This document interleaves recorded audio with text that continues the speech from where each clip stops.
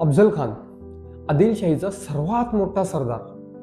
स्वराज्यावर चढाई करण्यासाठी तो घेऊन आला होता 10,000ची प्रचंड फौज, मोठ्या प्रमाणात हत्ती, तोफा.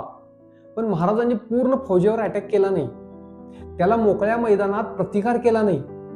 त्याच्या रस्त्यावरचे किल्ले न लढवता सोडून दिले.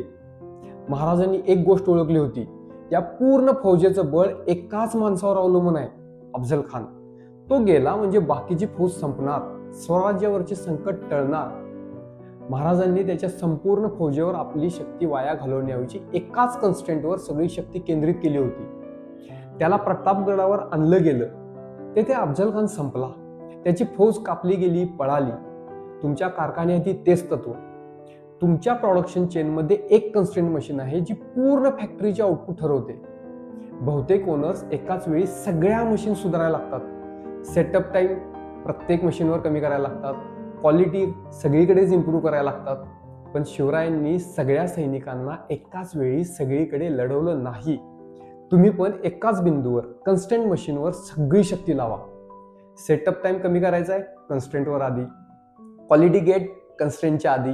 मेंटेनन्ससाठी कन्स्ट्रेंटलाच प्राधान्य.